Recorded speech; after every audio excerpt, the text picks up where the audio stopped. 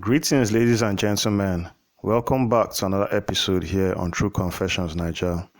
The following story that you're going to be listening to, it comes from a message sent to me by one of our sisters, and the message reads like this.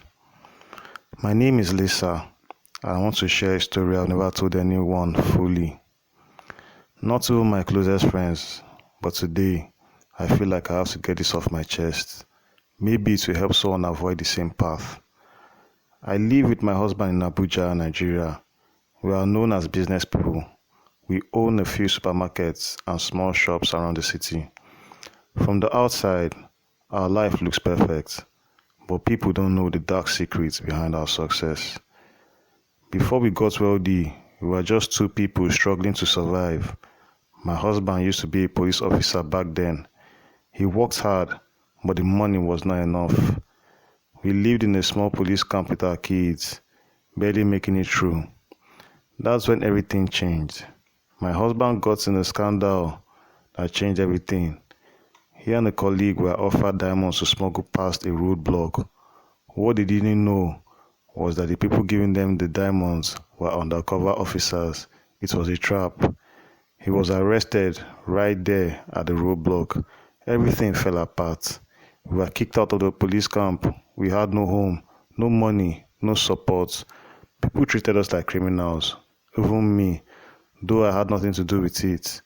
I remember crying every night with our kids, hungry. My family asked me to return to the village, but I didn't want my kids to grow up in poverty. My mother, bless her soul, sold one of our whole small houses just to raise money for us. With her help, I started a tomato business and sold baked goods in the city. I would wake up as early as 4 a.m., travel far, and hustle the whole day just to bring something home. There was a woman who had made ring donuts. I bought from her and sold them at bus stations. Sometimes I barely made anything, but at least it was honest money. Eventually, my husband came out of prison, but he was a changed man, cold, determined, silent. That's when his old friends from Benin came to visit. This man used to be poor, but was now wealthy and living large. He told us he had done rituals with a traditional healer.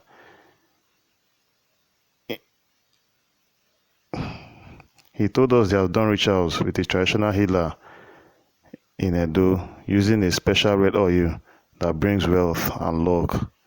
At first, my husband was skeptical, but after seeing how much his friends had changed, he agreed to try it.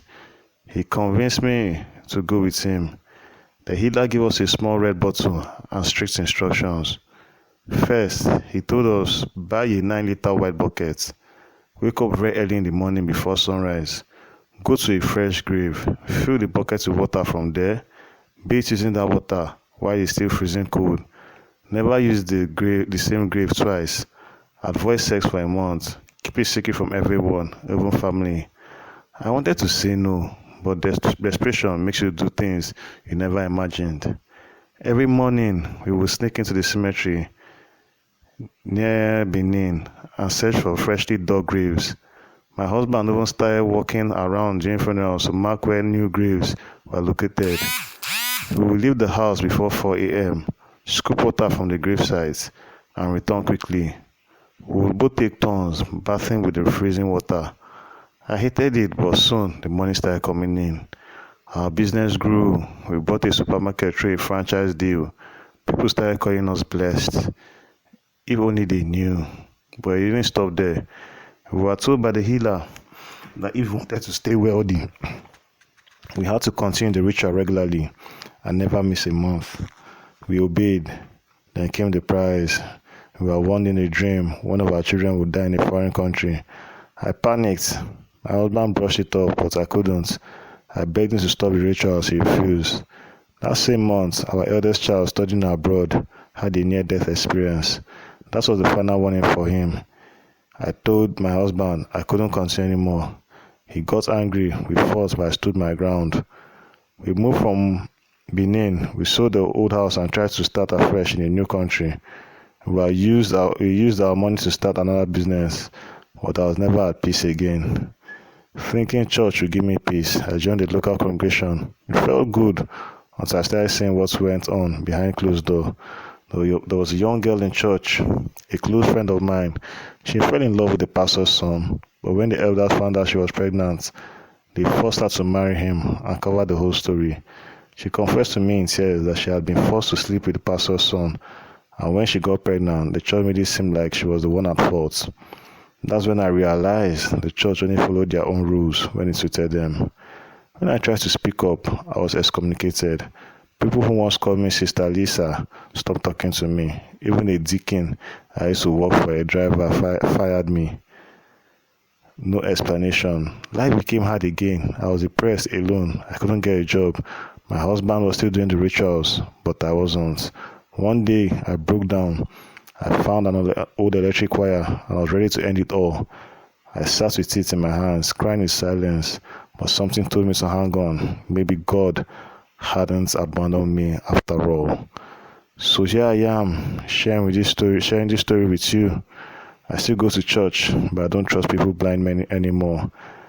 I believe in God, but I also know that evil can wear a holy face. If you're reading this, please don't chase riches through rituals. Everything you gain will come with a hidden cost. And if you've ever been betrayed by your own church, just know you're not alone. Dear listeners, right there is a message that was sent to me by one of our sisters. Things they say really happen for this our world. Now, wow.